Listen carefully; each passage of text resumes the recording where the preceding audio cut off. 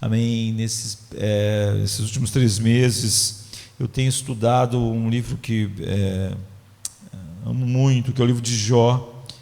E o livro de Jó, ele começa assim: havia um homem na terra de Uz, cujo nome era Jó. Um início, parece de grandes histórias, e um grande físico, matemático, filósofo, não é? Da época vitoriana, Thomas Carlyle.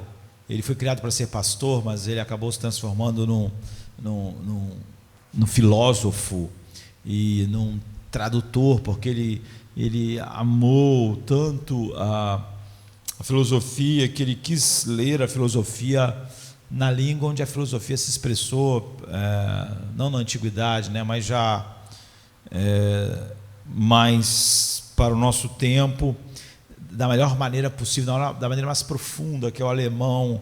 E as pessoas acham que, se você quer experimentar a filosofia e os grandes filósofos, você tem que fazer alemão. Então ele estudou alemão muito para fazer tradução, mas ele diz assim: não há nenhum livro escrito à mão maior do que o livro de Jó.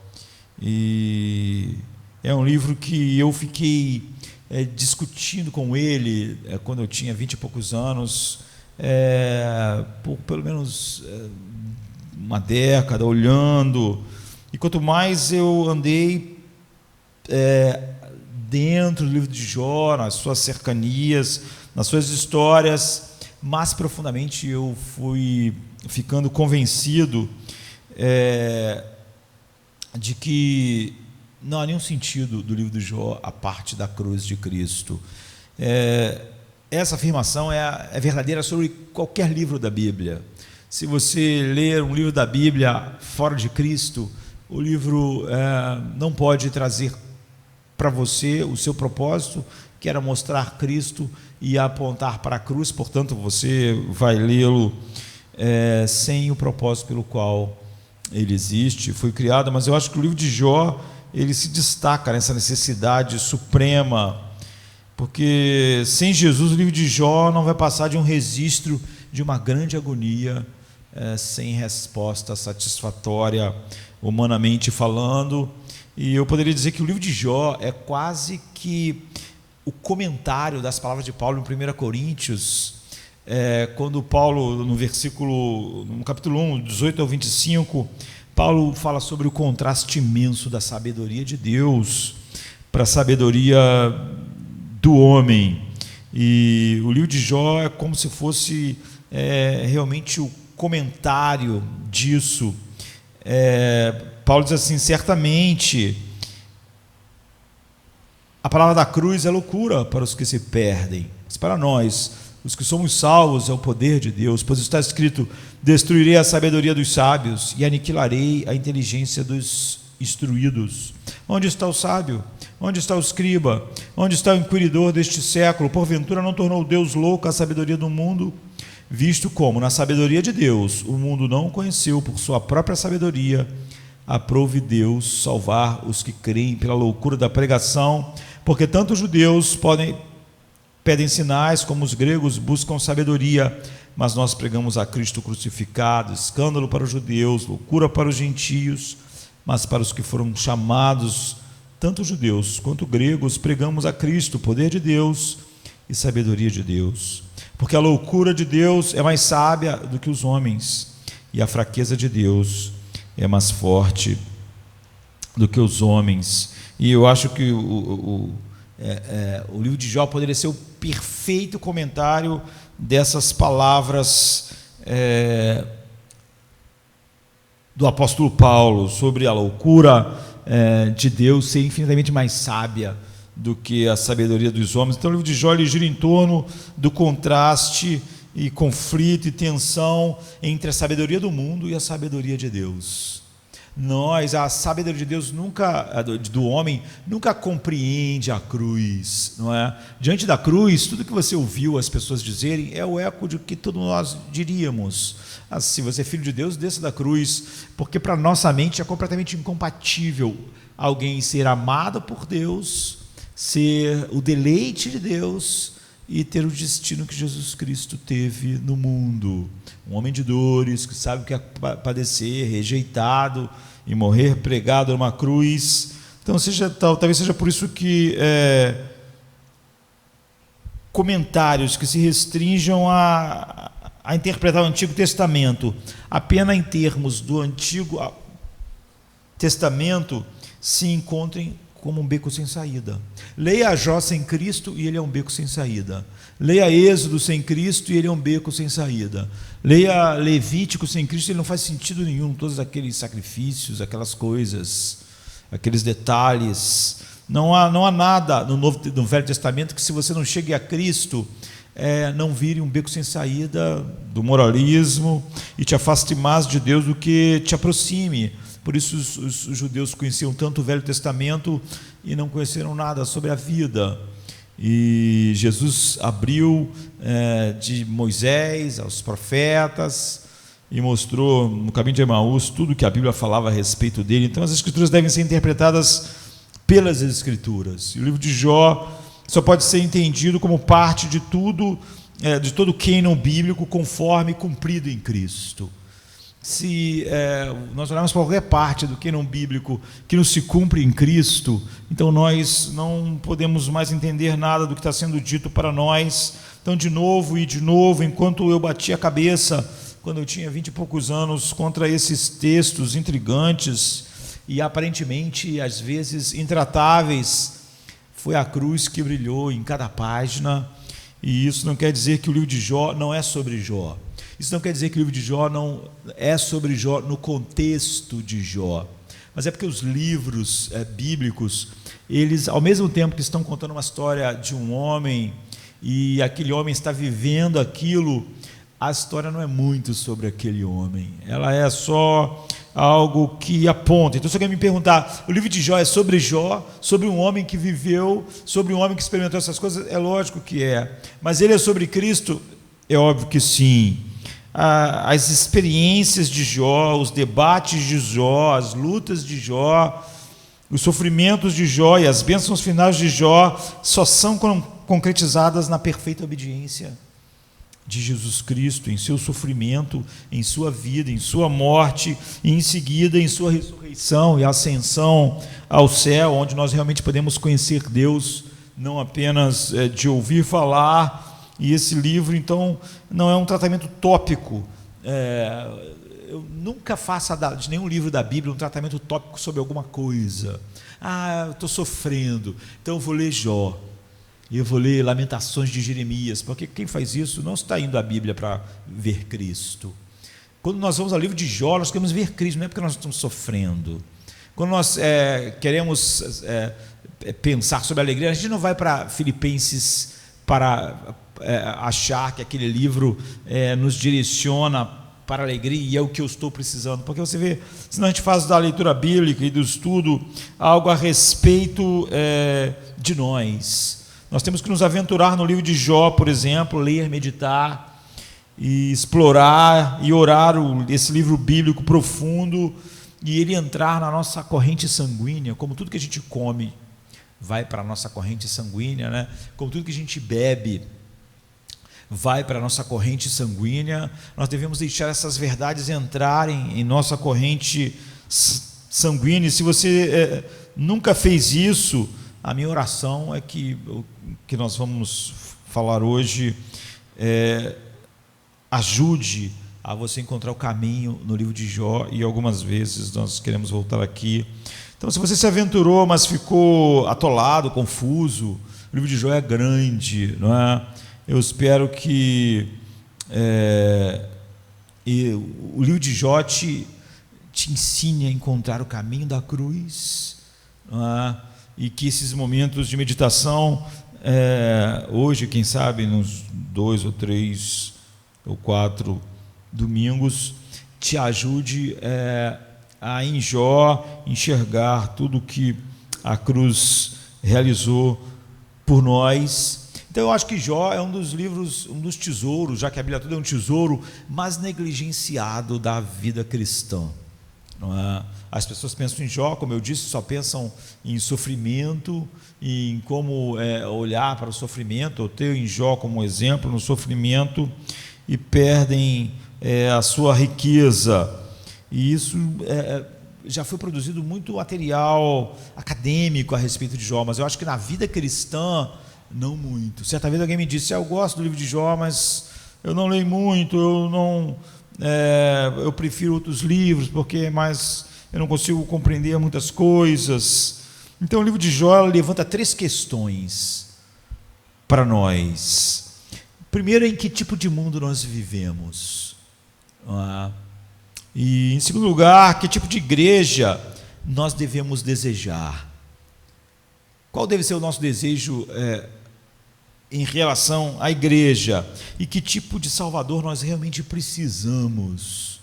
Isso não é sobre o que eu vou falar hoje, isso é sobre o livro de Jó. É sobre essas coisas. Em que tipo de mundo nós vivemos?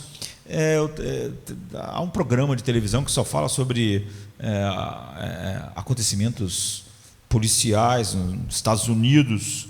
E outro dia eu estava vendo, e quando começou a falar, me chamou a atenção, porque estava falando sobre um assassinato que houve no dia 14 de janeiro, que é meu aniversário de 2013, eu estava fazendo então 30 e poucos anos, e um policial foi assassinado em Manchester, se eu não me engano, no Reino Unido, e o nome dele é Stephen Wake, e Stephen Robin Wake, e era um policial que estava trabalhando como detetive num caso de terrorismo, investigando, e um dos suspeitos de ser um terrorista que ele estava investigando matou ele a facadas, e ele tinha 40 anos de idade. E quando você está vendo, quando eu estava vendo lá, você pergunta por quê? Porque ele só tinha 40 anos e ele era um homem reto, não é? Um homem que realmente amava a Cristo e que se deleitava nele. Ele era um marido fiel, ele era um pai amoroso, e além disso ele era um cristão, membro comprometido de sua igreja, onde sempre estava pregando a palavra de Deus. E quando você vê os documentários mostrando no jornal da época, os jornais declararam, mostraram a declaração do seu pai, vídeos de reportagem, não é? Que o pai dele era presidente da Associação dos Policiais Cristãos no Reino Unido, e ele disse que, com lágrimas, que o filho, no enterro do filho, que ele estava orando muito para que Deus alcançasse o homem, perdoasse e salvasse o homem que tirou a vida do seu filho. E você vê os artigos que falavam da dignidade silenciosa diante da tragédia da esposa dele, a Leslie, e eles mostraram os seus filhos. Ele tinha 3 filhos, um filho adolescente chamado Christopher, e as 2 filhas menores, Rebeca e Corine. E então, por que ele foi morto? Isso tende a nos deixar com raiva, pensando numa tragédia para aquela família, quando você vê as entrevistas. Afinal, você pensa, se nós formos honestos, nós pensamos, certamente, nós entenderíamos de repente, por mais terrível que fosse, que outro... por que não morreu um policial que é corrupto? Por que não morreu um policial que estava traindo a sua esposa e vivendo em adultério? E talvez houvesse um policial que aceita suborno entre a companhia de policiais onde ele estava, e talvez houvesse um policial que estava tendo um caso com outra pessoa, e se um deles tivesse morrido, nós poderíamos ter dito que, embora que eu fosse triste, uma tragédia, nós podemos ver algo como alguma lógica moral, que a gente pode dizer, essa pessoa está vivendo uma vida assim, mas o Uck, nós podemos dizer que era alguém comprometido em viver para a glória de Cristo no mundo,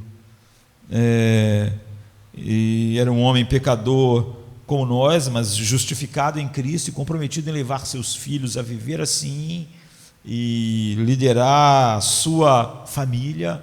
E porque Deus permitiu que ele, com 40 anos de idade, em 2003, fosse assassinado? Porque ele não impediu isso. Quando você vê o sofrimento da Corine, do seu filho, da sua outra filha, e quando nós pensamos nisso, nós estamos pensando de maneira contemporânea aquilo que é fácil subir aos nossos corações. Por exemplo, há um texto que diz assim: por que os iníquos se dão tão bem? Vivem até a velhice e ficam ricos. Eles conseguem ver seus filhos e terem sucesso. Assistem e apreciam seus netos. Suas casas são pacíficas e livres do medo. Eles nunca experimentam a vara disciplinadora de Deus. Seus touros se reproduzem com grande vigor e seus bezerros parem sem falhar. Eles mandam seus filhos para brincar e os vê brincando como cordeiros na primavera. Eles fazem música com violinos e flautas. Eles se divertem cantando e dançando. Eles têm uma vida longa num caminho fácil, e eles morrem sem dor durante o sono. Isso é o que está em Jó 21, 7 a 17. Não é? Você vê que ele está pensando exatamente nisso. Por quê?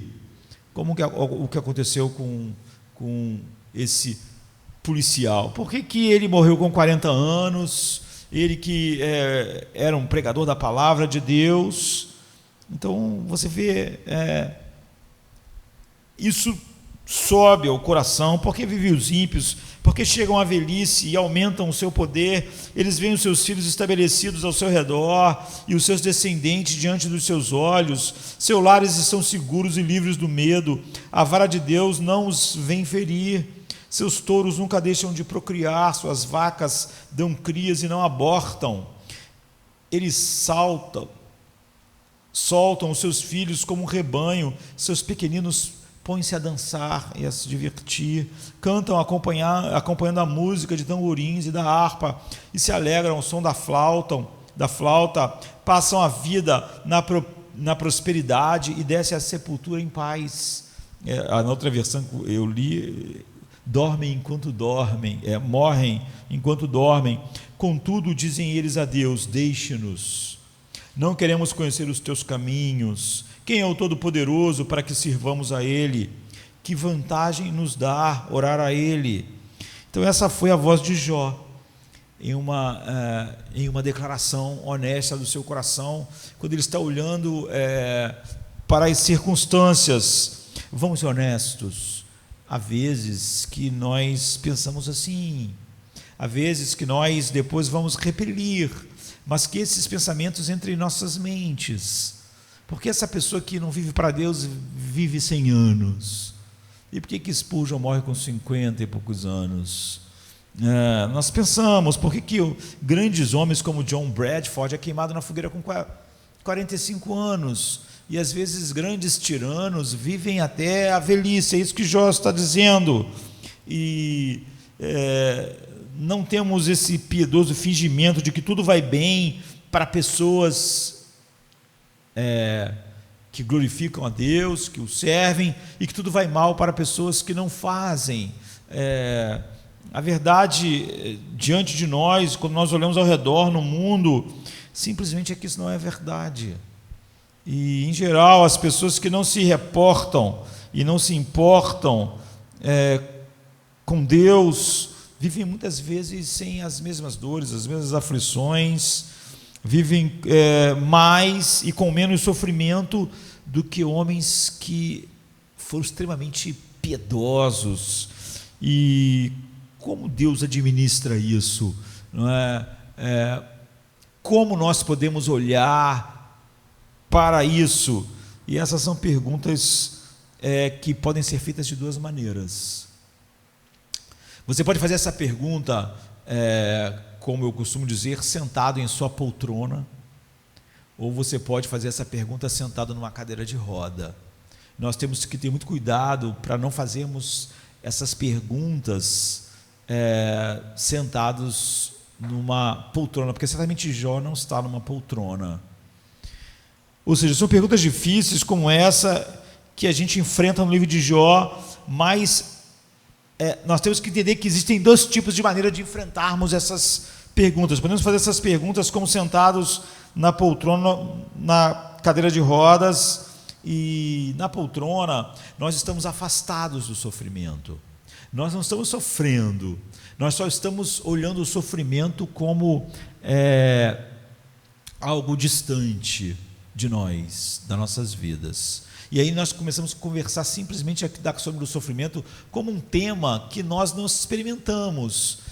Quase sempre, se a gente faz isso, quando o sofrimento realmente chega, nós não sabemos lidar com ele. Porque ele para nós era só um tema. A gente diz que Deus era maravilhoso, que Ele é suficiente, mas porque nós não estamos sofrendo, estamos falando daquilo como um tema em que nós estamos num debate, num grupo.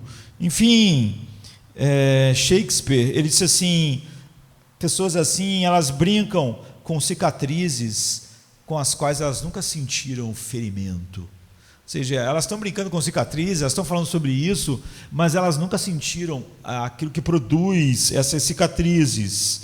Então, um jesuíta que problemático para nós seguirmos sua obra, mas ele escreveu de forma eloquente e amarga, Gerard Manley Hopkins. Ele diz: ó mente, a mente das montanhas, falésias em queda, assustador por medo, ninguém entende, ninguém as entende facilmente, se nunca esteve lá. Ou seja, é difícil compreender essa queda abrupta se a gente nunca esteve lá. Não é? A gente está vendo agora nesse período como é fácil toda a vida de repente mudar de uma hora para outra e o mundo inteiro ser atingido, mas isso acontece a nível particular e às vezes abruptamente, e agora você vê que é possível acontecer uma coisa abrupta que atinge o mundo inteiro em pouco tempo. Então nós estamos lidando com Deus com perguntas sobre cadeiras de rodas. Nós sabemos que Deus, ao nos responder, Ele mesmo desceu para sofrer. Ele é um Deus que, como nós falamos, nós vamos para sempre ver suas cicatrizes. Ele é um Deus que tem cicatrizes, Ele é um Deus que experimentou, foi um homem de dores, sabia o que era padecer, e ninguém sofreu como Ele no nosso mundo. Então Jó fez perguntas assim, Jó fez perguntas no meio de uma dor muito profunda. Isso nos leva para o coração dessa realidade, e todos nós sabemos, eu como pastor, vocês, essa semana nós estávamos falando sobre o livro de Eclesiastes, e estávamos mencionando Bertrand Russell dizendo, olha, de perto, quanto mais você conhece alguém, mais você conhece as suas dores. Conhecer alguém muito de perto é conhecer mais suas aflições, porque esse é um mundo assim. Então, alguns anos atrás eu estava vendo um pastor dizer que ele estava num grupo de pastores, 5 pastores conversando e juntos meditando sobre o livro de Jó. Mas ele disse que de repente no meio da conversa dele sobre Jó, a mente dele fugiu do livro de Jó, porque ele olhou para aqueles pastores que estavam com ele e ele lembrou, enquanto eles estavam estudando Jó juntos, que um daqueles irmãos pastores havia perdido a esposa num acidente de carro há pouco tempo, e que o outro irmão criava uma filha que tinha uma séria deficiência que ia acompanhar ela para o resto da vida, e o terceiro pastor havia quebrado o pescoço e chegara muito perto de nunca mais mover nada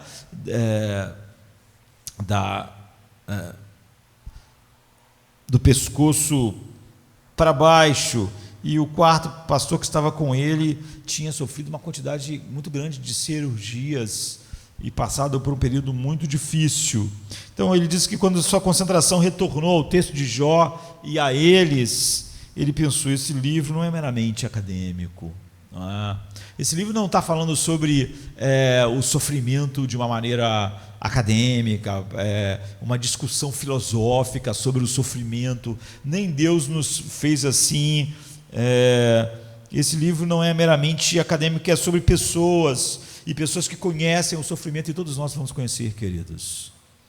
E talvez parte da dor e do sofrimento das pessoas seja exatamente como cristãos nós entrarmos naquilo que o mundo entra, de que o sofrimento de alguma maneira não vai nos alcançar, e talvez uma coisa coletiva igual nós experimentamos, em que o mundo inteiro entra em determinada apreensão, nos desperte para o fato de como nós reagimos, mostra o quanto nós talvez estivéssemos pensando no sofrimento a esse nível da poltrona. E não é assim que esse mundo é. Então, Robert Gordes, ele escreve assim: a onipresença do mal e o seu aparente triunfo em toda parte dão urgência particular ao enigma mais angustiante da existência humana, o problema da dor, do sofrimento, do mal, que é questão crucial na fé bíblica.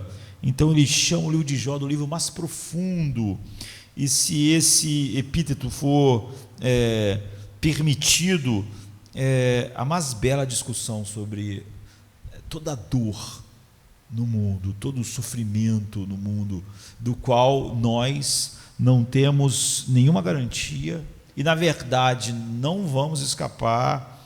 Então é mais relevante do que nunca nesse mundo brutal que nós vivemos e no século que nós estamos vivendo. E Jó é um livro, então, que ele vem como uma bola de fogo, trazendo luz, e é muito honesto. Você vê, a Bíblia podia ocultar esse tipo de, como nós vemos no capítulo 21 de Jó, a Bíblia podia ocultar esse pensamento de Jó, o pensamento do coração de Jó. Por quê? Porque os ímpios vivem tantos anos, porque eles parecem que não têm os mesmos problemas. Nós conhecemos Asaf falando as mesmas coisas e sabemos ao que esses homens chegaram, sabemos que esse não é o coração permanente de um filho de Deus, mas a essa honestidade em nos mostrar em como isso entrou na mente de Jó, de Asaf. Então é um livro que sabe o que as pessoas realmente dizem e pensam, não apenas o que elas dizem publicamente na igreja, ou publicamente numa rede social, ou publicamente para amigos. É um livro que sabe o que muitas vezes entra em nossos corações e mentes nos momentos mais difíceis. Ele sabe o que as pessoas dizem quando as portas estão fechadas, quando elas estão deitadas em suas camas, quando elas estão sentindo dor, quando elas estão sentindo a perda enorme. Então não é apenas um livro acadêmico. Se nós o ouvirmos com atenção, ele vai tocar, ele vai incomodar, ele vai desnudar coisas em nossos corações, e ele vai nos perturbar num nível profundo, que nós precisamos ser perturbados. Nós vivemos uma sociedade cada vez mais fútil, que faz a gente viver como se entorpecidos por coisas que nos afastem da realidade, mas o cristianismo, ele nunca nos afasta da realidade, ele sempre nos bota em contato com a realidade e nos dá paz no meio dessa realidade. Quando Jesus disse para os seus discípulos: a minha paz vos dou, foi horas antes dele ser preso, Foi horas antes de todas as coisas mais horríveis que podiam acontecer e que já aconteceram ao ser humano acontecessem aqui. Então, esse é o tipo de livro que nós temos aqui. Agora, que tipo de igreja nós queremos? Além de perguntarmos o tipo de mundo que nós temos, que o livro de Jó revela, sem disfarces, nós temos esse questionamento: que tipo de igreja você espera? Qual é a maior ameaça à igreja dos nossos dias? Nós diríamos que, por um lado, é o evangelho da prosperidade, não é? E que traz a sugestão de que alguém que serve a Deus nunca seria como Jó, nunca seria como Jesus, um homem de dores, experimentado em sofrimento, nunca seria como o apóstolo Paulo, em que Deus diz: importa eu te mostrar o quanto você deve sofrer pelo evangelho. E um evangelho que afasta o homem do contato com a realidade e faz com que outras pessoas tirem proveito disso, mas ninguém é inocente no evangelho da prosperidade. Alguém vende algo falso porque pessoas querem comprar coisas falsas.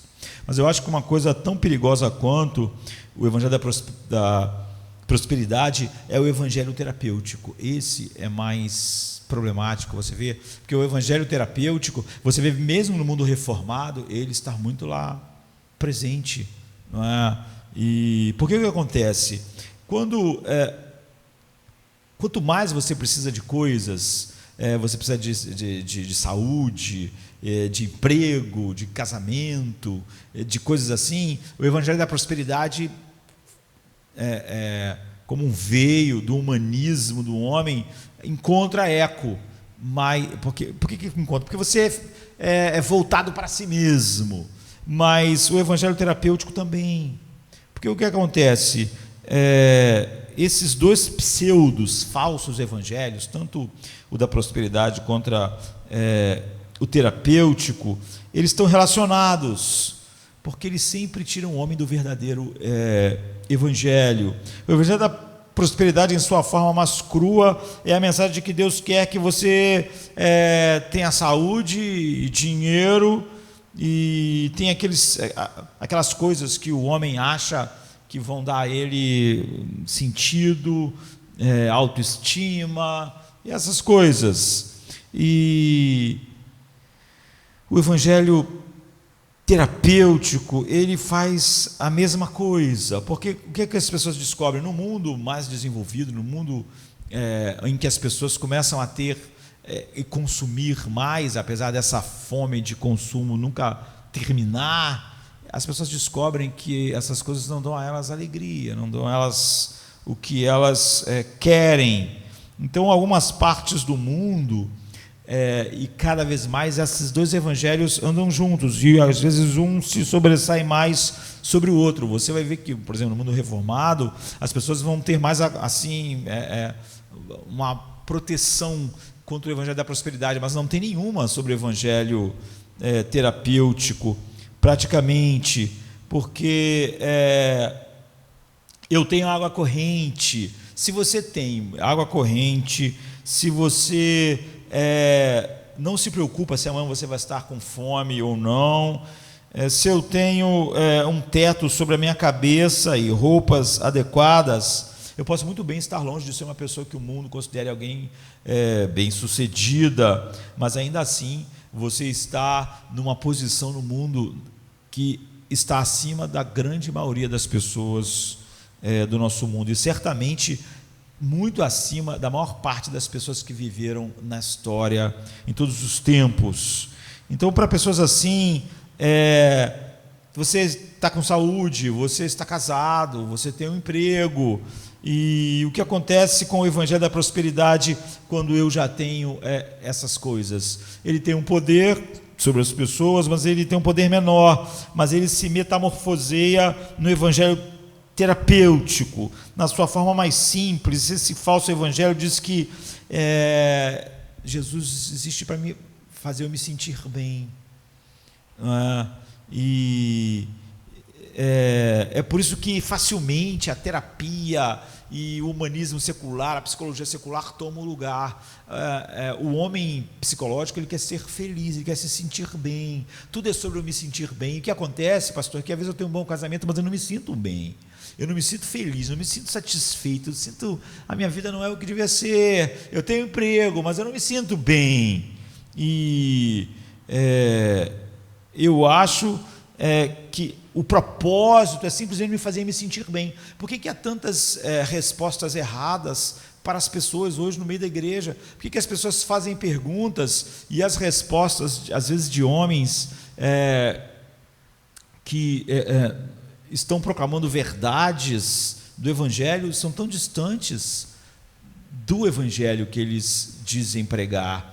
Porque eu penso assim, essa pessoa está me perguntando isso, como é que ela vai se sentir se eu falar isso? Essa pessoa está me fazendo essa pergunta, ela quer saber a respeito disso, mas se eu falar isso, ela vai se sentir mal. Eu não quero que ela se sinta mal, eu quero que ela se sinta bem. Eu quero que ela se sinta bem no culto. Essa pessoa vê o culto como as pessoas vão em busca de tudo aquilo que o mundo terapêutico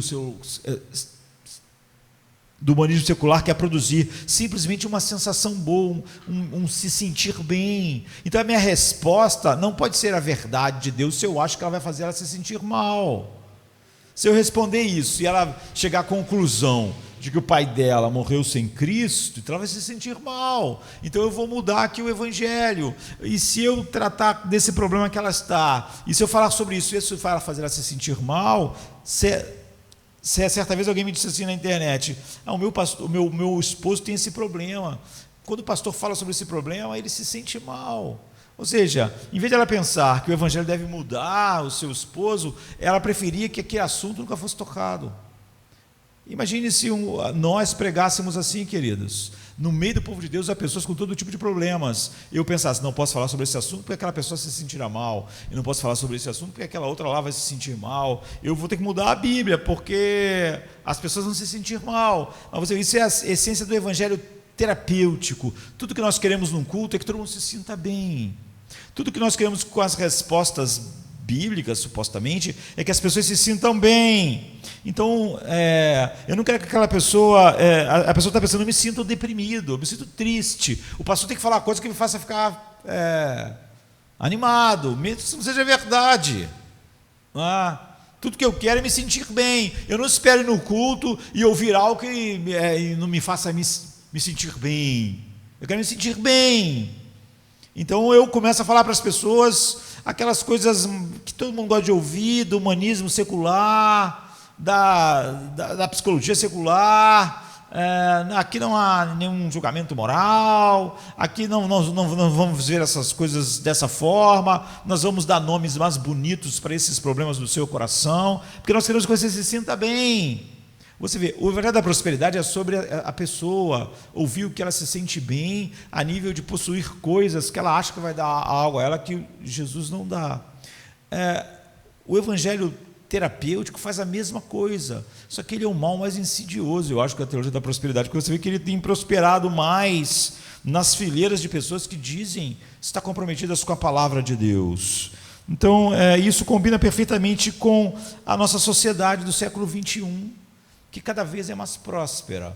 Você pode pensar, que isso, pastor? Existe muita pobreza, mas cada vez as pessoas têm mais bens e consomem mais coisas que as pessoas que tinham mais dinheiro no passado nunca iam consumir, nunca iam ter, sabe? Salomão, em toda a sua glória, nunca dormiu num calor, no ar-condicionado, nunca teve acesso ao que você tem para comer, nunca teve acesso à água como você tem, nunca teve acesso ao nível de entretenimento que você tem, por mais que ele tenha sido o homem que ele foi. Todos nós temos muito acesso, e o que acontece? Essa sobrecarga de acesso às coisas não produz nada de realmente satisfação no coração do homem. Então ele demanda por uma dose enorme de humanismo secular, porque ele só quer se sentir bem. É por isso que nós temos substituído o pecado por outros nomes, porque se nós falarmos que é pecado, então aquela pessoa vai se sentir mal, ela quer que eu diga que aquilo é alguma síndrome que ela tem. Todas as coisas da Bíblia vão sendo despidas da sua realidade, porque o meu único intuito é fazer todo mundo se sentir bem. O evangelho terapêutico é um câncer em nossos dias. E eu acho ele pior do que o câncer da prosperidade, porque eu diria que o câncer da prosperidade é um câncer que deu no teu nariz, que deu no seu braço. A gente não quer ter câncer.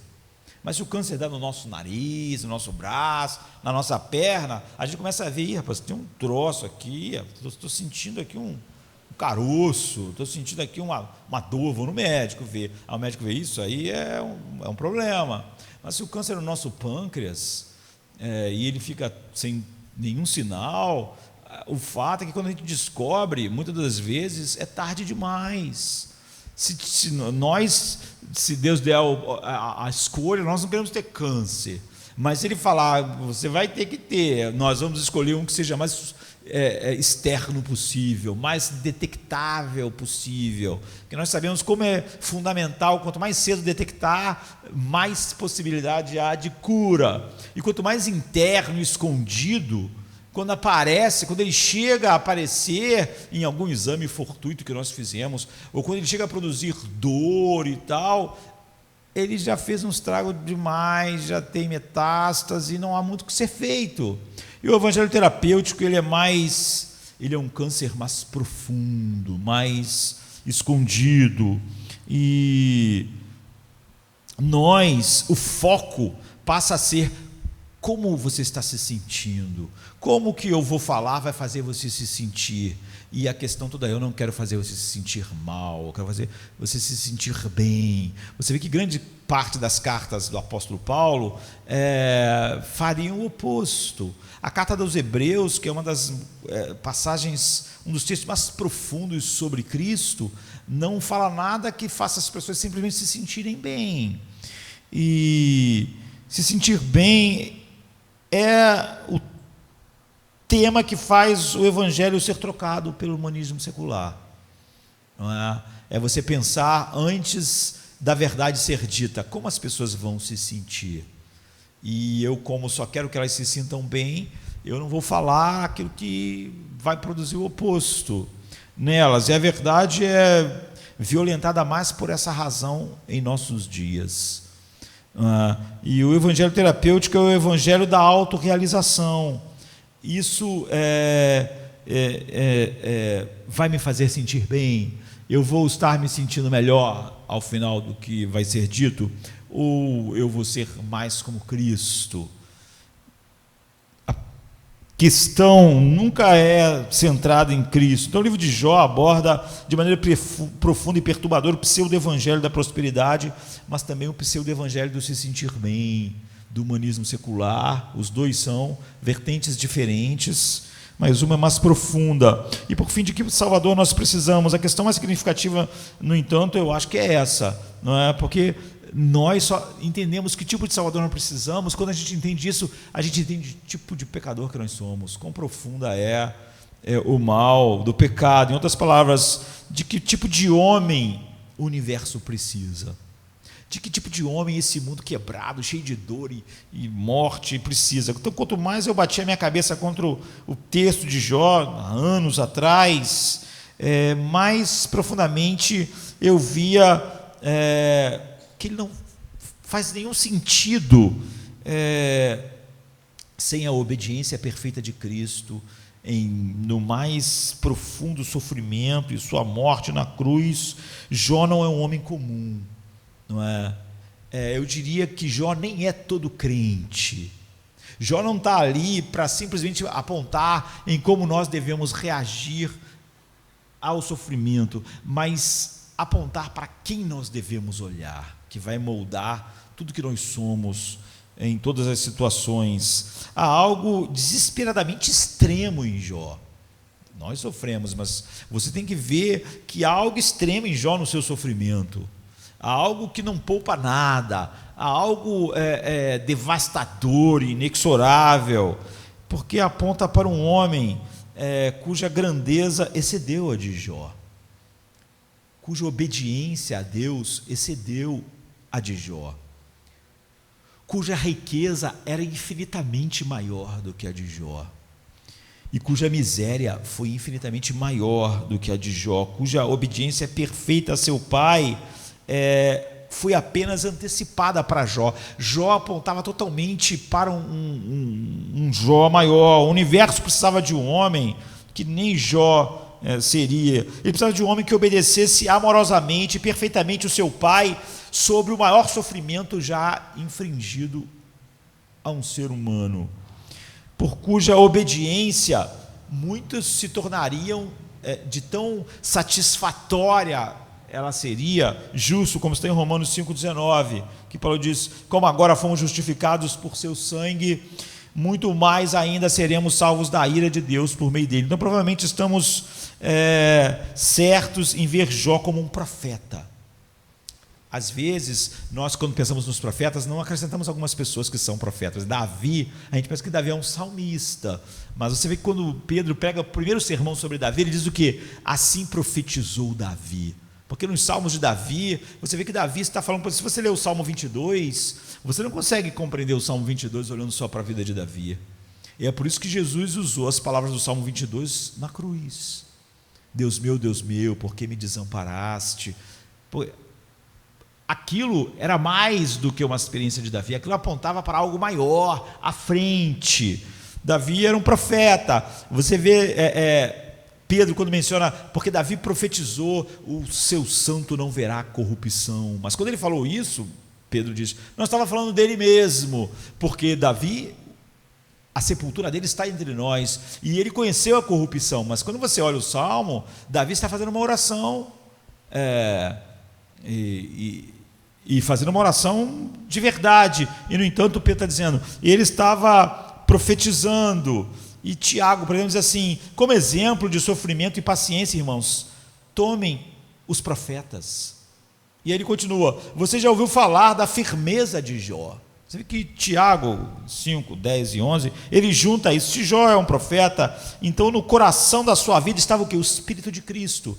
Pedro diz em 1 Pedro 1,11, os sofrimentos de Cristo e as glórias subsequentes, procurando saber o tempo e as circunstâncias para as quais apontava o Espírito de Cristo, que neles estava em quem? Nos profetas.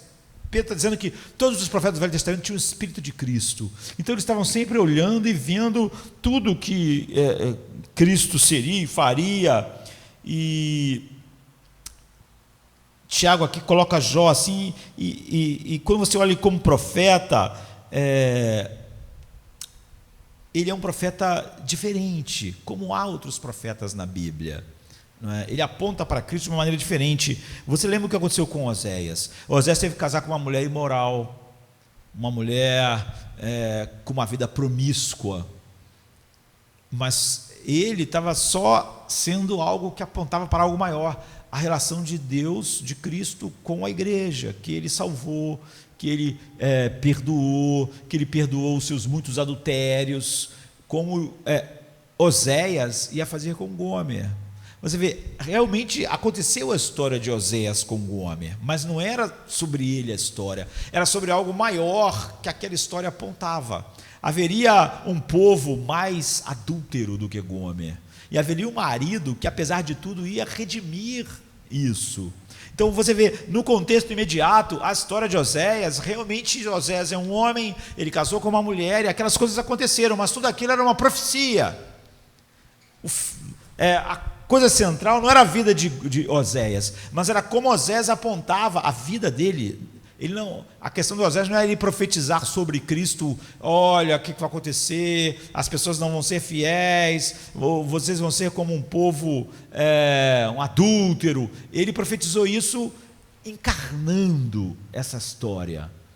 E Jó é assim, ele é supremamente entre os profetas, aquele que foi chamado por Deus em sua vida para antecipar a perfeita obediência de Cristo em seus sofrimentos imensos. Como Oséias encarnou e apontou a realidade de como Deus redimiu um povo que merecia o seu completo desprezo, mais ainda do que simplesmente como homens pecadores, mas homens que depois que recebem coisas incríveis de Deus, ainda assim o traem.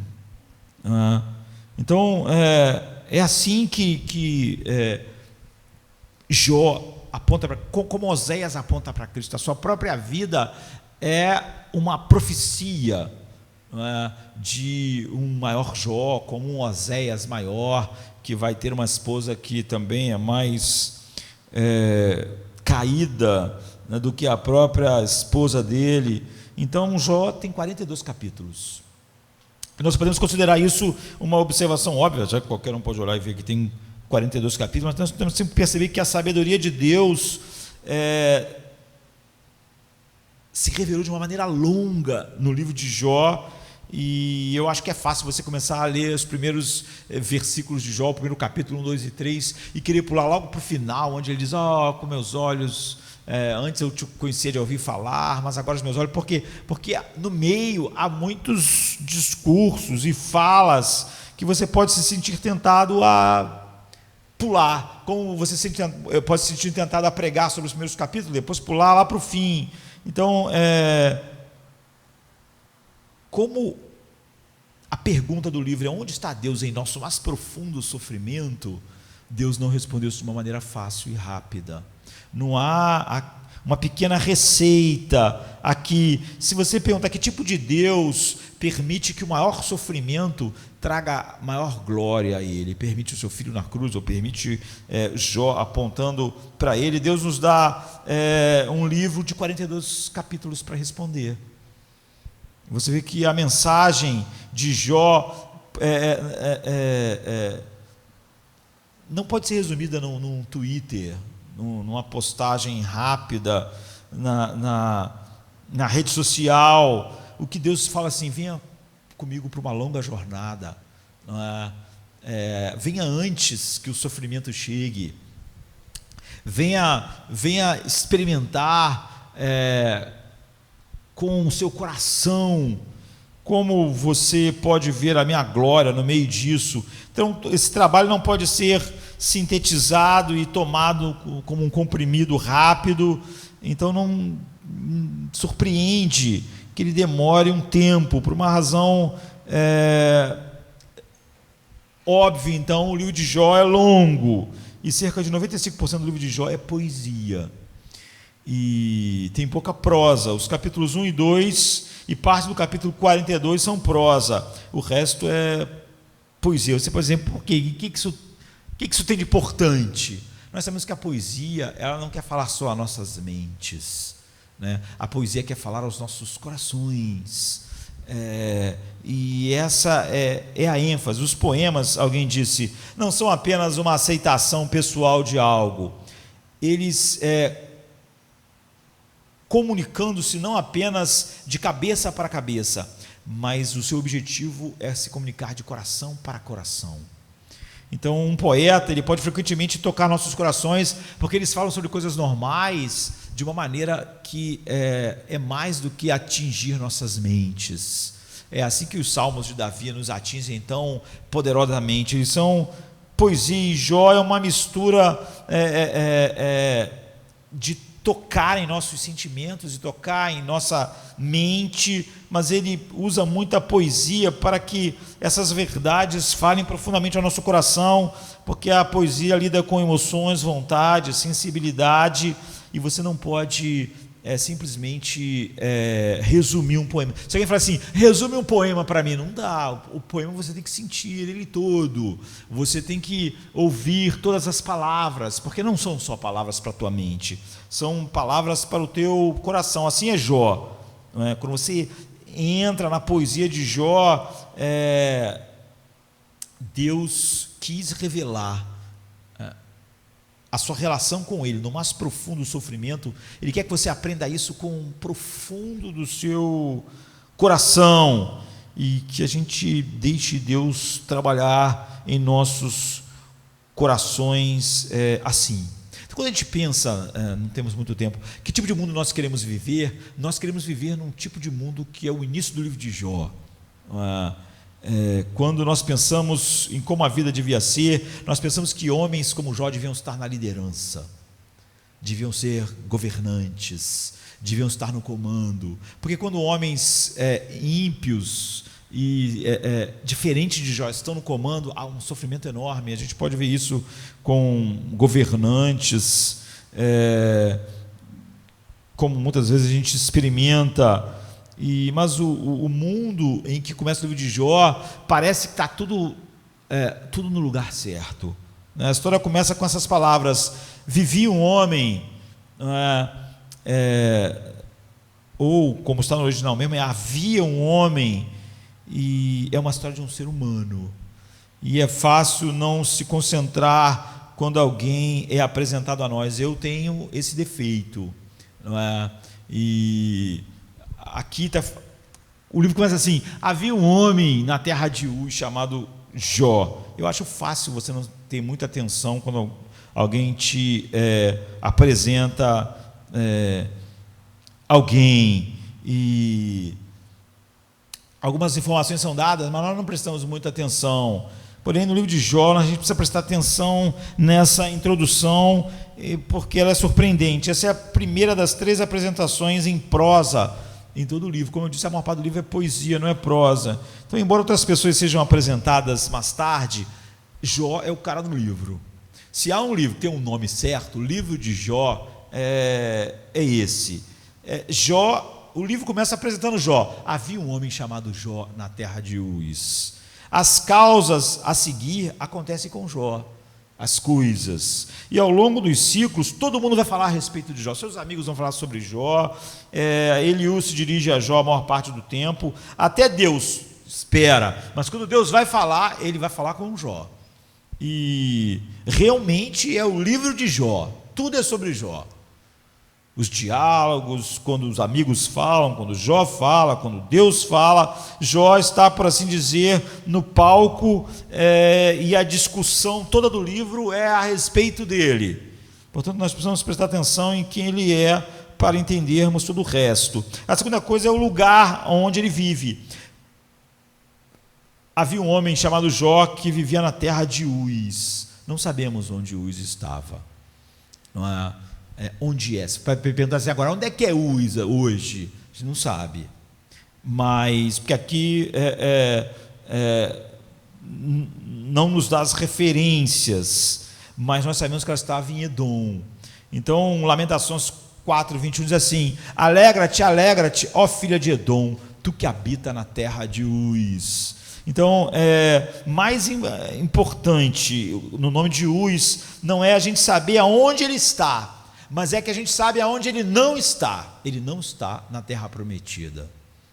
Ele não está na terra onde acontecem as grandes histórias que a gente conhece na Bíblia. Ele está fora da terra prometida. Ele está em Edom. Essa informação é importante. Nós não sabemos se Jó era um hebreu. Não é? O termo judeu aparece muito depois no Velho Testamento, mas nós sabemos que ele viveu fora da terra prometida. Ele não esteve na terra prometida, e não há nenhuma relação dele com a terra prometida, e a sua história não está vinculada a nenhum evento da história de Israel.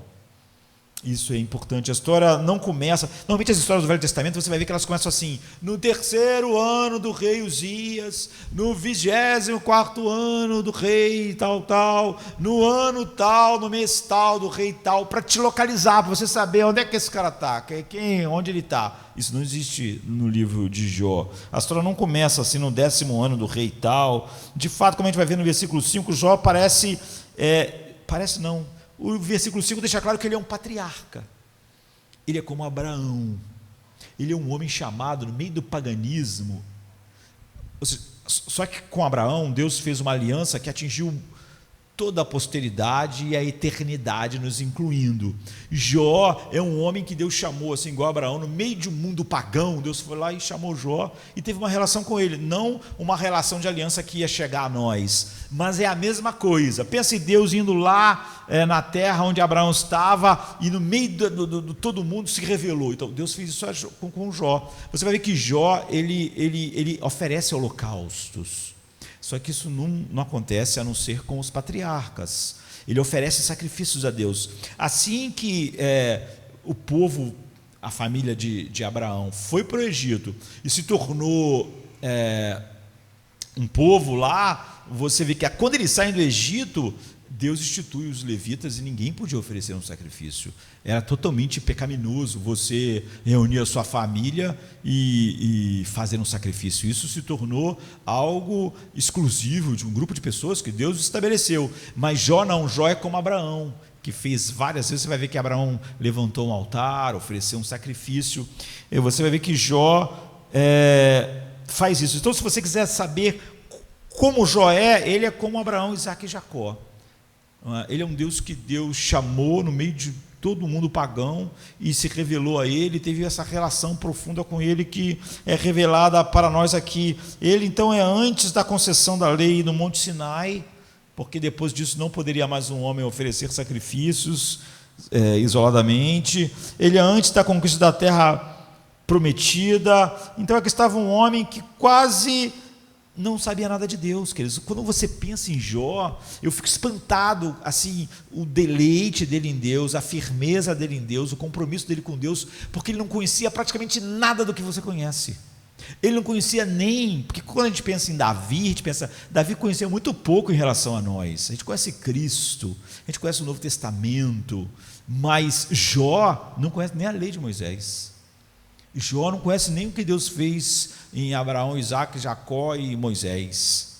Ele tem um conhecimento de Deus muito limitado em relação a você, muito, muito limitado. Então, nós temos, havia um homem chamado Jó na terra de Uz. O nome Jó, ninguém nunca conseguiu descobrir o que significa. Então, na verdade, a única coisa que a gente pode dizer é que o nome de Jó, ele tem esse nome só porque o nome dele é Jó. Assim, é igual os nossos nomes que a gente não está buscando mais nenhum significado. Então ele se chama Jó só porque era Jó, esse era o nome dele. Não nos é dado uma genealogia, quem é o pai dele, quem é a família dele, e as conexões da sua família. Ele é apenas um homem chamado Jó, e a terceira coisa que aparece é a sua piedade. E esse homem era irrepreensível e justo, alguém que temia Deus e se afastou do mal. Então, após os fatos históricos mais ou menos incidentais, onde ele viveu, na terra de Uz, que nós não sabemos onde é, só sabemos que é em Edom, na região de Edom, ou seja, fora, não é, da terra prometida. E a primeira coisa significativa que o escritor nos diz é sobre o seu caráter. Isso é de importância duradoura em todo o livro, precisamos gravar isso em nossa consciência. Nos dizem 4 coisas a respeito de Jó. Primeiro, a sua integridade. Segundo, o seu tratamento com as outras pessoas. Em terceiro lugar, a veracidade da sua religião e a sua moralidade. Essas 4 coisas nos dizem não o que Jó era de tempos em tempos. Porque há pessoas que são coisas muito... Tem pessoas que são assim, né? Elas estão numa igreja, elas estão animadas com Deus, daqui a pouco elas não estão. Elas são de um jeito na igreja, elas são de outro jeito fora da igreja. A Bíblia diz exatamente que Jó não era esse tipo de pessoa. Primeiro ela diz que, em algumas versões, que ele é irrepreensível. É uma boa tradução. Há traduções que falam que ele é um homem perfeito, andou perfeitamente diante de Deus. Isso não significa sem pecado, né? Pois é óbvio que isso não existe no mundo. E o próprio Jó fala sobre as iniquidades da minha juventude, em Jó 13:26, meu pecado, em Jó 14:16. Então, a palavra irrepreensível, na antiguidade, a palavra hebraica aqui fala sobre genuinidade, não é? Sobre integridade. E em Josué 24:14, Josué diz assim: com sinceridade, né, sirva a Deus com sinceridade. A palavra hebraica é a mesma, que foi traduzida aqui em Jó, dessa maneira, irrepreensível. Ou seja, o que Josué está dizendo é o seguinte: sejam genuínos ao servir a Deus, não apenas fingindo servi-lo, enquanto seu coração, na verdade, não está nisso. Não há um deleite de fato em Deus, mas você externamente faz as coisas certas. Não seja assim. Em Juízes 9:16, Jotão desafia Siquém dizendo assim: agora, portanto, se você agiu de boa fé e integridade, a mesma palavra que aparece lá para Jó, quando você fez Abimeleque rei, ele está querendo dizer o seguinte: se quando você jurou para ele que você ia ter ele como rei, agora, se você jurou com genuinidade, se havia sinceridade, integridade, agora ajam de acordo. Seria como se ele dissesse: se quando você casou, quando você disse sim, você disse isso genuinamente diante de Deus com o seu coração, então agora viva de acordo com isso. Então Deus disse a Abraão: ande diante de mim e seja perfeito, em algumas versões, ou seja irrepreensível, como está em Gênesis 17:1, é a mesma palavra em hebraico. dita a Jó. No Salmo 19:1 diz assim: ele proclama uma bênção cujo caminho é irrepreensível. Então a ideia é a mesma. A expressão, os rabinos falam sobre ela como sendo fora tudo que você é dentro, não tendo nada fora que não seja uma expressão de quem você é internamente. Como podemos dizer, a gente vê o que você é. Então, quando você vê Jó no trabalho, a Bíblia está dizendo, Jó era daquele jeito. Jó temia Deus quando estava no trabalho. Quando Jó ia negociar, ele era um homem de negócios, ele era íntegro a Deus. Quando ele estava no seu culto, ele era íntegro a Deus. O que a Bíblia está dizendo é que Jó era a mesma coisa em todos os lugares. Havia integridade. Quando você ouve essas palavras, e quando você observa as obras dele, o texto está dizendo, ele era a mesma pessoa. Ele era a mesma pessoa como marido, ele era a mesma pessoa como pai, ele sempre era íntegro a Deus. Não é alguém que, por exemplo, consegue se controlar e ter um autocontrole com o chefe, mas em casa com a família é um estúpido. A Bíblia está dizendo, não. Jó era assim quando estava tratando com as pessoas, ele era assim em casa, ele era assim em todo lugar. A palavra que é usada, mesmo que Deus usou para Abraão, ande diante de mim, ser perfeito, ou seja, íntegro, não seja hipócrita. É isso, seria falando negativamente. Não finja do lado de fora que eu sou o seu maior tesouro, quando eu não sou o maior tesouro do seu coração. Não finja que eu sou a razão da sua vida pelo lado de fora, quando na verdade eu não sou a razão da sua vida no seu coração. Seja irrepreensível, seja externamente. Se você dá a impressão às pessoas de que eu sou o amor da sua vida, que eu seja o amor da sua vida em seu coração. Então, séculos mais tarde, Timóteo teve que lidar em Éfeso com o oposto. Homens que tinham aparência disso, mas negavam o poder. A graça não tinha produzido no coração deles um amor verdadeiro por Jesus, e nem Jesus era o seu deleite, mas eles, externamente, passavam a impressão que sim. Então, Jó tinha aparência de piedade, porque ele era piedoso no seu coração. Ele tinha aparência de piedade em casa, ele era piedoso realmente no coração, no trabalho, no negócio. Então, no 8:20, Bildade dirá assim: Deus não rejeitará um homem sem culpa. E em Jó 9:20-22, Jó vai alegar repetidamente que ele não tem culpa nesse sentido. O que Jó está dizendo, e que o texto está dizendo, é que o que Jó está dizendo é o seguinte: eu não sou externamente o que eu não sou internamente. Internamente eu amo a Deus como eu mostro externamente. Então, à medida que o drama se desenvolve, nós seremos tentados a pensar que Jó esconde alguma coisa. Os amigos dele pensaram que ele escondia. Não é possível ter alguma coisa torta dentro de você que está trazendo essas coisas. E nós precisamos lembrar o tempo todo que estudamos Jó que ele é irrepreensível. E o escritor colocou isso como uma característica dele. Deus vai ressaltar. E segundo, ele era um homem na posição vertical. Isso muda um pouco o foco da integridade de Jó para a maneira como ele trata outras pessoas em seus relacionamentos. Jó era reto nessas relações. O que é o seguinte, eu estou dizendo o seguinte: se você tratasse algo com Jó, era aquilo. Jó nunca ia pensando que a palavra que ele deu agora ia trazer um prejuízo financeiro, que as coisas mudaram, ele ia mudar a sua palavra.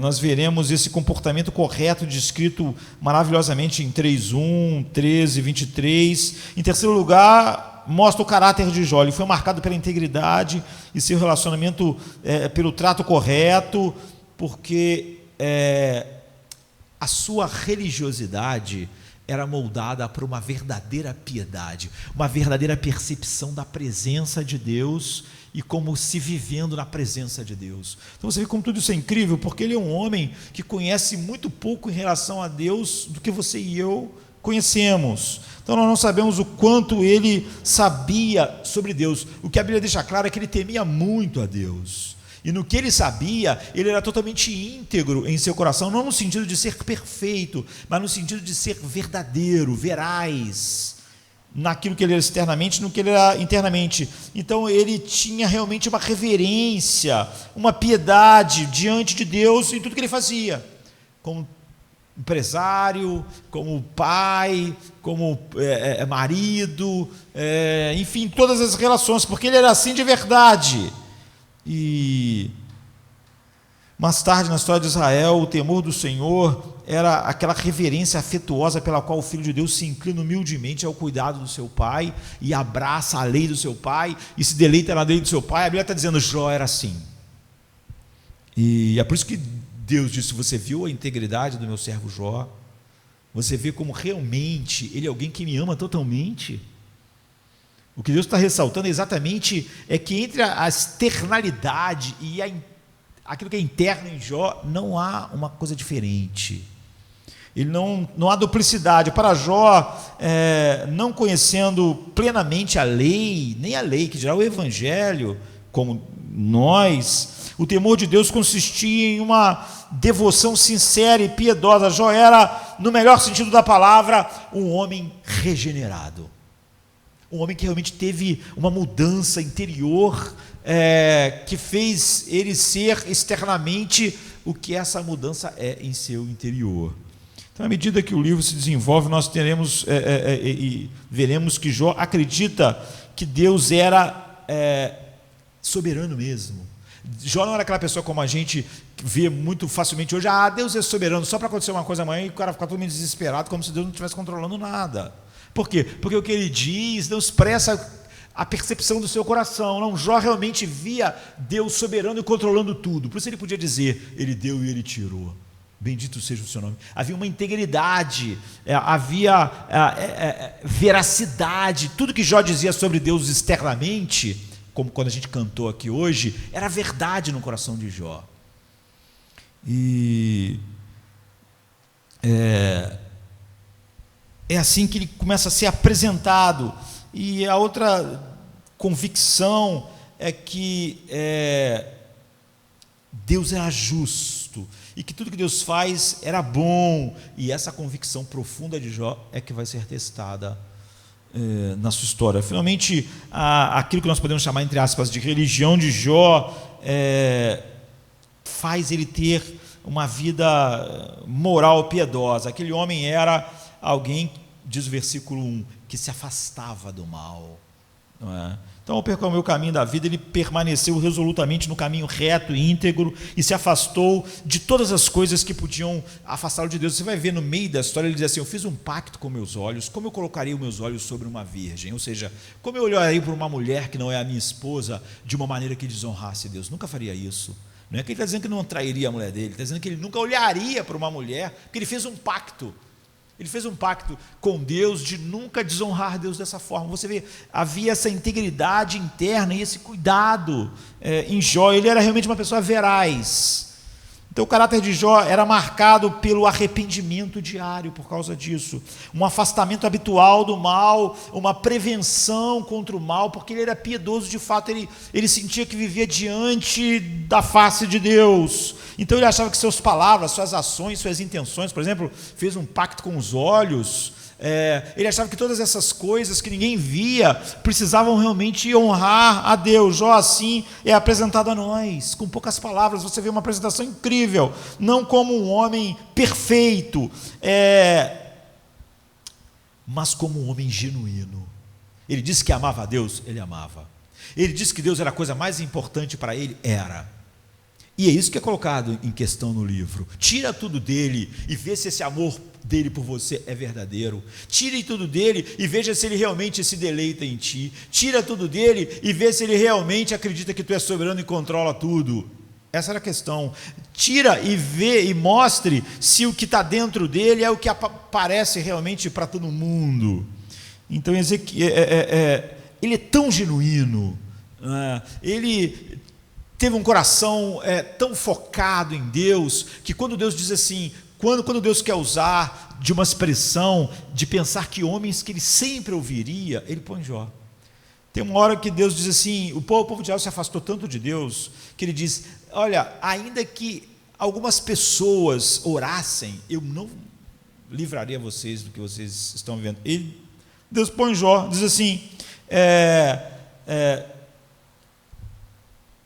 para você ver a genuinidade do coração dele, ele diz, nem se Noé, Ezequiel e Jó orassem, eu ia livrar Israel.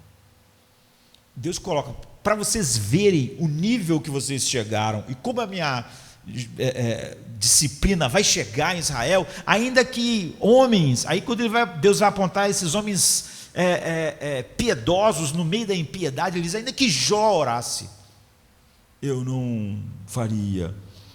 Deus diz, mesmo que esses 3 homens, Noé, Daniel e Jó, estivessem na terra, naqueles dias, eles livrariam apenas a própria vida deles, mas eu não ouviria a oração deles para livrar vocês. Como está em Ezequiel 14, 14, 14, 20. Então, que tipo de justiça esses homens tinham? Daniel, Noé e Jó. É fácil saber. A Bíblia diz assim, por exemplo, em Hebreus 11, 7, pela fé Noé, sendo avisado por Deus a respeito de eventos ainda não vistos, com temor reverente, construiu uma arca para a salvação da sua casa. Por isso, ele condenou o mundo e tornou-se herdeiro da justiça que vem pela fé. Você sabe que esses são os heróis da fé. Ou seja, que tipo de homem é esse? Homens que foram justificados pela fé, como todos os filhos de Deus. Era assim que eles eram justos, como todo homem nesse mundo caído pode ser justo, justo pela fé no que Cristo fez. De fato, nenhum pecador jamais foi justo de outra forma diante de Deus. Portanto, Jó, a Bíblia está dizendo, era um verdadeiro crente, era um homem regenerado, era um homem realmente que Deus escolheu e regenerou, chamou no tempo, enfim, piedoso em sua adoração. Sua vida foi marcada pelo que chamaríamos de arrependimento da fé. Ele via realmente coisas na sua vida que desonravam Deus, e isso afetava o seu coração, e ele então vivia uma vida de contínuo confissão verdadeira, em vez de usar todos os esquemas humanistas para justificar o pecado em sua vida. Ele enxergava o pecado pelo que ele é e colocava diante de Deus. Então a próxima pergunta é: o que acontecerá com um homem desse? A resposta parece simples, pelo menos no mundo ideal. Um homem como esse vai ser um homem grande. Então a Bíblia, os próximos versos falam sobre isso. Ele tinha 7 filhos e 3 filhas, e possuía 7.000 ovelhas, 3.000 camelos, 500 parelhas de boi e 500 jumentos, e tinha muita gente a seu serviço. Era o homem mais rico do Oriente, o Oriente da terra prometida, né? Seus filhos costumavam dar banquetes em casa, um por sua vez. Algumas versões vai ser um pouco diferente, quer dizer, da ideia de que cada um na sua época, na época do seu aniversário, por exemplo, e convidava as suas 3 irmãs para comerem e beberem com eles. Então a gente começa agora com a família dele, e que os filhos deles, a Bíblia diz no Salmo 127 que os filhos são herança do Senhor, e a aljava de Jó, a Bíblia diz que bem-aventurado aquele que enche a aljava dele era cheia, 7 filhos e 3 filhas. Este é um bom número, simboliza a perfeição. Tudo aqui está mostrando uma família perfeita, tudo aqui está mostrando todas as coisas no lugar, começando com Jó, indo para a sua família. O número 7, naquela época, ter filhos era tão importante, numa época mais pastoril, e a ponto de Ruth 4,15 dizer assim, quando ela vai, ao elogiar Ruth, diz assim: Ruth vale mais para Noemi do que 7 filhos. Ter 7 filhos é a expressão da perfeição familiar. Está dizendo, Ruth é tão boa quanto 7 filhos. Quando Ana celebra a inversão do Evangelho de Deus, ela diz assim: a estéril gerou 7, em 1 Samuel 2,5. A estéril teve 7 filhos, ou seja, é o número da perfeição, é a família como tinha que ser, né? E o que mais um homem podia querer, além de 7 filhos? Algumas filhas, e ele tem 3, e também um bom número, junto 10, que é outro bom número na Bíblia. Então, considere os bens, ele era fazendeiro, ele não era um nômade, como Abraão, não é? Se tornou, porque a Bíblia vai dizer que ele ficava no portão da cidade, e é onde as pessoas faziam os negócios, compras, vendas, era o lugar enfim, e ele era o principal, ele era o cara mais importante ali. Então ele também cultivava, ele não só tinha rebanhos, ele plantava, e ele e sua família moravam em casas, né? Os seus filhos, como a gente vai ver em 1, 18, 19, e Jó tinha 7.000 ovelhas, 3.000 camelos, para transportar as coisas pelo deserto, fazia assim, exportação, e 15 jugos de bois, ou seja, 15 pares, 500 pares, ou seja, 1.000, né, para arar, e 500 jumentos, que era usado para fazer o transporte do campo para os celeiros da produção. Então, além disso, ele tinha uma grande equipe. A Bíblia diz, ele tinha um grande número de pessoas na folha do seu pagamento, e nós precisamos nos transportar para essa economia mais pastoril, mas isso aqui é a imagem de muita riqueza. Ele é descrito no versículo 3 como o maior de todos dos povos do leste, do Oriente, né? Os povos do leste é a expressão usada pelos arameus, como está em Jacó fugiu para lá em Gênesis 29:1, em Gênesis 25:20, e são os vizinhos orientais, então, da terra prometida, como está em Isaías 11:14, daqueles que a gente associa na Bíblia com os midianitas. Então, Jó era a pessoa mais rica de todo esse povo, e ele era um governante, ele era excelente, ele era rico, de certa forma, esse seria o mundo perfeito, um homem tão íntegro a Deus, comandando as coisas. Como o mundo seria melhor, nós pensamos, se homens assim fossem os poderosos da terra, não é? Homens como Jó. Então, não há nada mais terrível de que quando quem está no poder, ou os homens que estão no poder no mundo, são pessoas ímpias e sem Deus. Nós experimentamos isso, e todas as épocas experimentaram isso.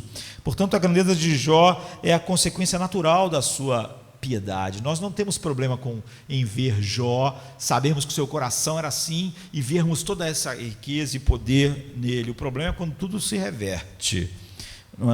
E para encerrarmos, dessa descrição introdutória do livro de Jó, diz que Jó só tinha um medo no coração. E esse medo no coração de Jó, em vez de ser uma ansiedade que as pessoas hoje querem defender, dando novos nomes daquilo que a Bíblia chama de pecado, esse temor no coração de Jó era algo que mostrava algo da genuinidade da sua relação com Deus. A única coisa que ele tinha temor é que seus filhos faziam sempre banquetes em seus aniversários. Você ia gostar de ser convidado para esses banquetes. E eles, quando faziam essas festas, eles chamavam suas irmãs para ir para a casa deles, e os irmãos. E as suas irmãs provavelmente eram solteiras, porque chamavam suas irmãs, não falam sobre os maridos delas, o que não seria comum nesse tipo de literatura. E a Bíblia diz que Jó tinha uma grande preocupação quando os filhos faziam essas festas, de que talvez meus filhos tenham pecado e desprezado Deus, ou em algumas versões, amaldiçoado Deus em seus corações. Você vê, assim, a Bíblia diz no versículo 4 e 5, capítulo 1, Jó fazia continuamente.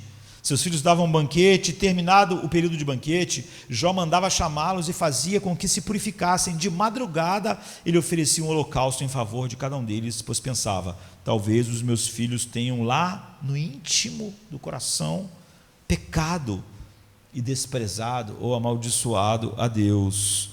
E isso era o temor de Jó. A expressão no dia dele fala disso, né? No versículo 4, era como são 10 irmãos, cada um, quando fazia aniversário, fazia uma festa.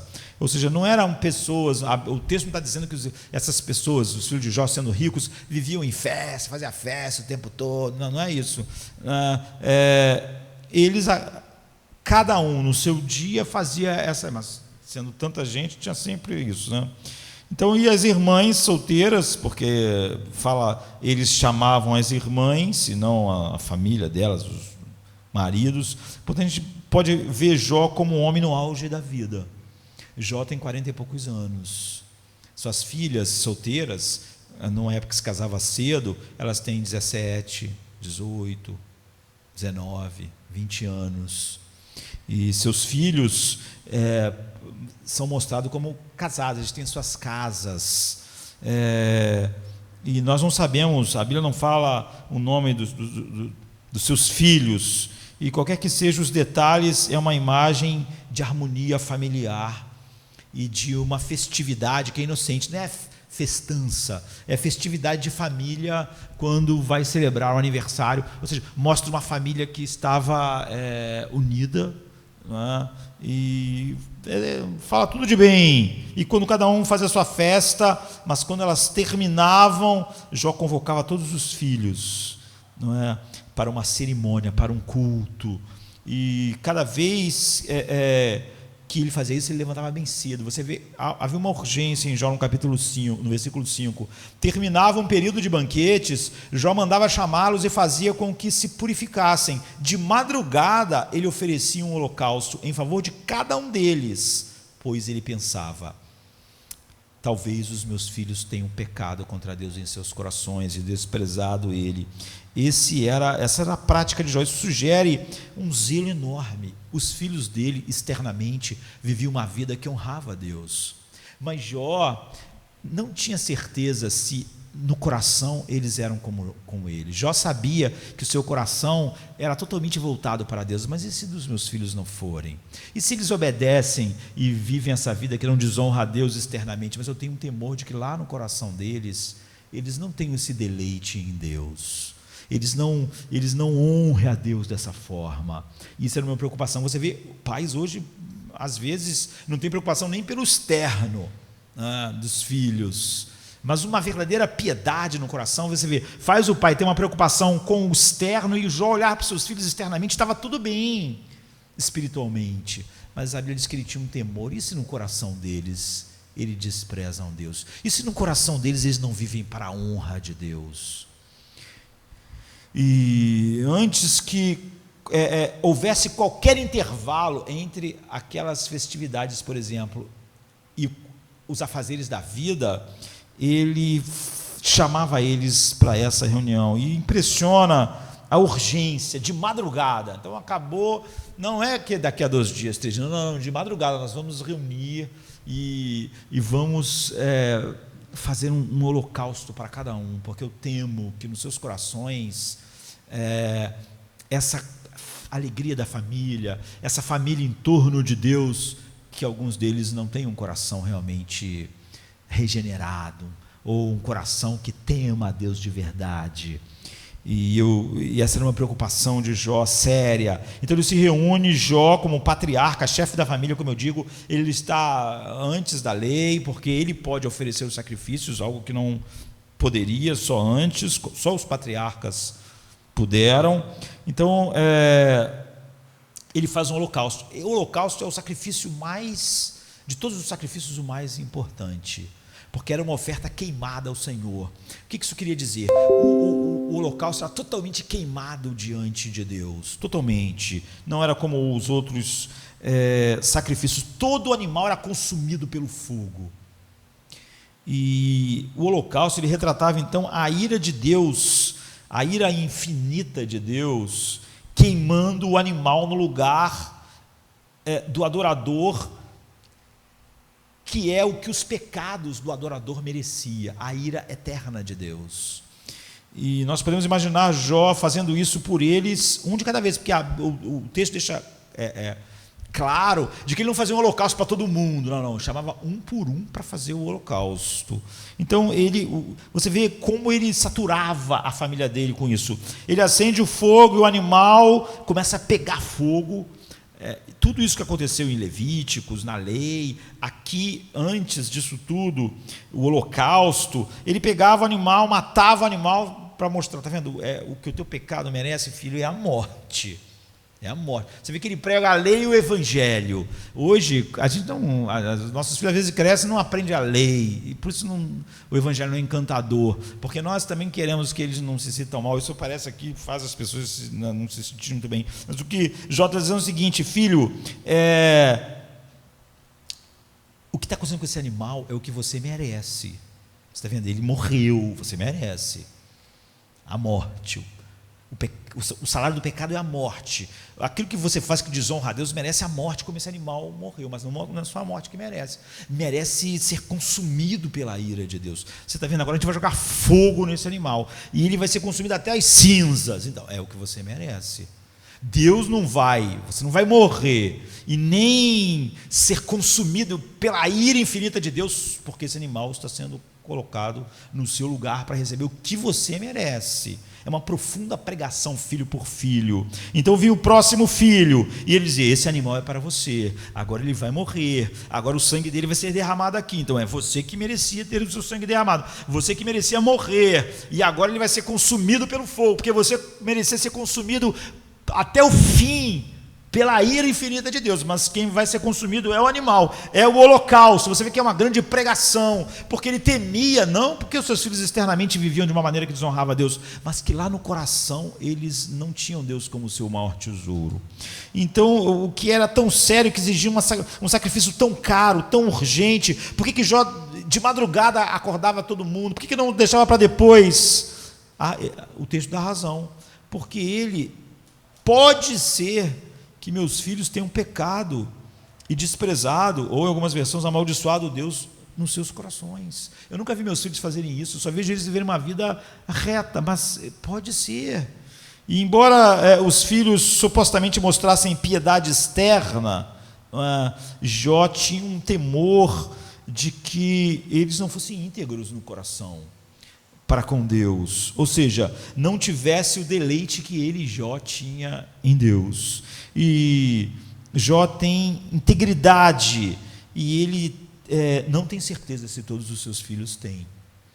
Nós sabemos que Deus chamou o diabo e disse: você viu a integridade do meu servo Jó, você vê como realmente tudo que ele é externamente, ele é internamente, você vê como ele externamente me ama, mas como ele me ama realmente internamente, você vê como eu sou mais precioso para ele do que tudo que ele tem externamente, e internamente ele ora assim, externamente, e você vê como internamente realmente eu sou o tesouro do seu coração. Jó não tinha certeza se seus filhos eram assim, porque não havia como saber exatamente o que estava no coração dos seus filhos. Jó sabe que o que importa não é a aparência, é a piedade, e que mesmo uma vida correta e parecendo perfeita diante de Deus, se o seu coração não for realmente assim, tudo o que termina em morte e ira eterna de Deus.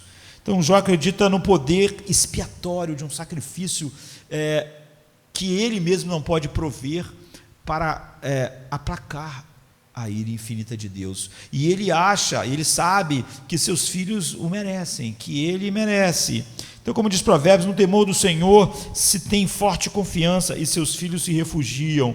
E o narrador então conclui: assim fez Jó continuamente. Essa não era uma postura de Jó de vez em quando. Como nada na vida de Jó, ele agiu assim em relação aos seus filhos durante toda a sua vida. E você vê que seus filhos são casados, mas ele continua como cabeça da família, totalmente interessado de que a vida deles, no coração, honrasse a Deus. Conclusão desse grande livro que nós arranhamos aqui para podermos em alguns dias olharmos de novo para ele. Não aconteceu nada aqui ainda. Você vê, tudo que a gente viu hoje, estamos encerrando, é a apresentação de Jó. Descreveu o que? O caráter de Jó, como Jó vivia, seus bens, seus filhos, a sua piedade interior profunda, e os versículos 4 e 5 descrevem o que ele fazia habitualmente, e toda a introdução define o cenário antes que a história comece. Não começou a história ainda. Define uma casa feliz, com um homem verdadeiramente se deleitando em Deus, íntegro, sendo externamente o que ele é internamente, de tal maneira que ele se preocupa que os seus filhos internamente sejam também assim. Um homem piedoso, um homem realmente temente a Deus. É uma imagem do mundo, como o mundo devia ser, que homens assim fossem poderosos, governassem. E a sombra aqui nessa paisagem linda é que pessoas que podem dizer serem piedosas sem ser. Você vê que todo o texto quer mostrar a possibilidade de alguém ter uma piedade externa que não é real em seu coração. Como Deus quer mostrar como Jó realmente era internamente, o que ele era externamente, mas que ele tinha medo, porque é comum que seus filhos não fossem. Então, de pessoas que sirvam a Deus, mas internamente, como Deus não é o seu tesouro final, Deus é desonrado, desprezado no coração, apesar de não nos atos externos. Nesse estágio final, nós não podemos imaginar por que pessoas tão favoráveis a Deus não se deleitariam nele de verdade. O texto quer nos mostrar exatamente isso. Essa é a profundidade da depravação total. Pessoas como o filho de Jó, com um pai como esse, com as riquezas que tiveram, com tudo de bom, podiam ser pessoas que não amavam a Deus.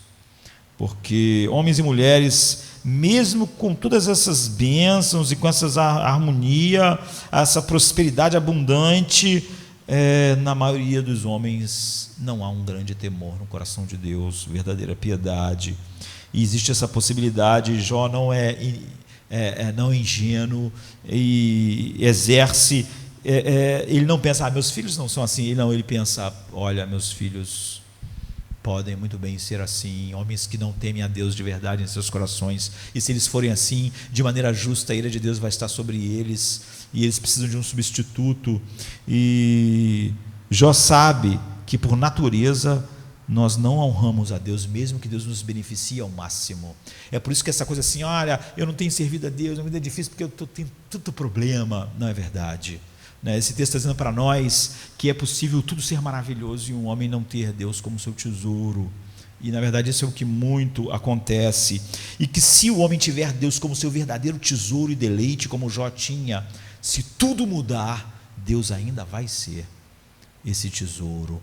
E se não for, ainda que seja festas e essa abundância que a família de Jó tinha, o coração não vai estar assim.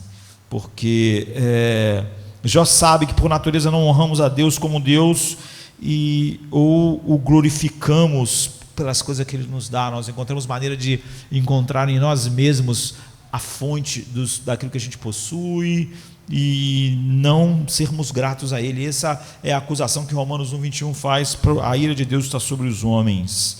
E Jó sabia que somente um sacrifício podia cobrir o pecado. Não os pecados grosseiros simplesmente, mas os pecados de alguém que vivesse uma vida corretíssima. Mas se o seu coração não for íntegro para com Deus, como tudo que é merecido é nada menos do que a ira infinita. E Jó não achava que isso seria demasiado se caísse sobre os seus filhos. Ele achava então que eles precisavam de um substituto para receber esta ira e a propiciação. Então, essa é a descrição de Jó. Nós vamos poder ver como ele aponta para Cristo poderosamente, todo o tempo, como Oséias, com a sua vida, apontou para Cristo, mas como ele é um homem real, vivendo uma vida real, que Deus usa como um farol para mostrar um Jó muito maior, não é? Íntegro, perfeito em seu amor por Deus, muito mais rico, muito mais digno de toda honra, que vai sofrer infinitamente mais do que Jó, para tornar a história de Jó não só uma história escura, mas a história que agora, pela sua graça, é a história do poder da graça no coração de todos aqueles que, como Jó, foram regenerados. Não tem nada a ver com o seu temperamento, com suas disposições naturais, tem a ver com essa mudança radical no coração que só Deus pode fazer. Vamos ficar de pé. Come to me.